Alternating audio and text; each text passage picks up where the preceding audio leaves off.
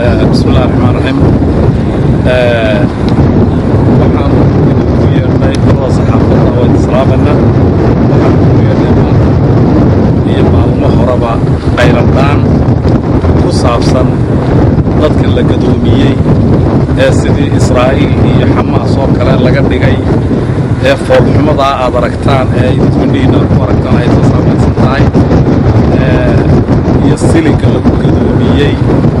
ayaan runtii idinku yeernay.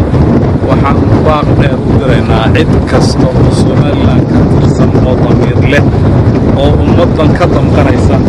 ayaan baaq dheer u diraynaa in lala arko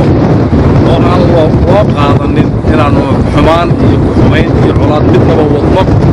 wadno waxaanu ka xunnahay runtii oo aan ka xunnahay oo aanan aqbali doonin aqbalahayna sida loo galay dadka danyarta ah ee dhulkoodii la boobay ee laga xidhay ee la gadoomiyey ee meel allaala meel ay u soo maraan ranweyga ka xigay xagga sare iskuulladii carruurta meel ay soo maraan aan lahayn ee tii foolanaysay meel laga soo qaado aanay lahayn ee caanahoodii iyo dhukushoodii meel ay la soo maraan aanay lahayn ayaanu aad uga xunnahay. waxaananu ka sii xunnahay dhulka imaka ay ku samaysantay warshadda karasharku danguud baa looga qaaday dadka way aqbaleen nin baa lagu wareejiyey shiciba inta loo xidhay ee kale ka sokaysana dhulkii hore loogu xidhay waad arkaysaa dhulka labaada lagu siyaadiyey waad arkaysaa. annagu waxaanu garan leynay cadaawaddan meesha laga keenay cadaawadda intaa leh ee dadka loo qaleemay mana aqbalan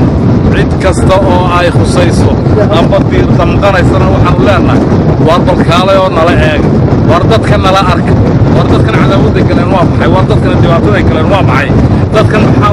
loola dagaalamaya madaafiicdan lala dhacaya waa maxay waar madaafiicdii tanaa ka xun hantidoodii baa laga qaaday hantidoodii baa loogu yimi haddana waxaa laga xidhay meel ay soo maraan beylaayin dhulkoodii shalayta qiimaa lahaa baa qiimihii laga xidhay marka la xidho dee baarashuuda soo degi maayo. waar waxaanu qaylo dheer u diraynaa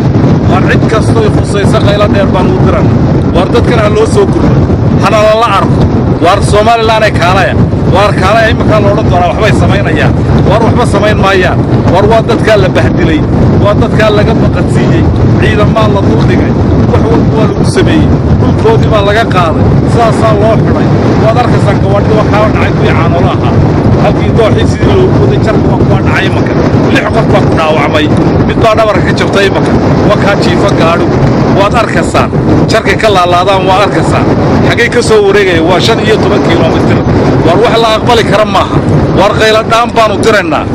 qayladhaan baanu cid walba u diraynaa waar ardaydu waa kuwa waar meel ay ka tallaabaan ma leh meel ay ka soo galaan iskuulkii ma leh waar dadkan maxaa lagu gelayaa waxaanu leenahay ha loo soo gurbado dadkan qayladhaan dheer baanu diraynaa waar dadkan ha loo soo gurbado waar ha lala eego waar dawladda meeday waar meelay dawladdu ismaqlahayn qayladhaan baanu u diraynaa waanu damqanaynaa waar naga daaya dhibka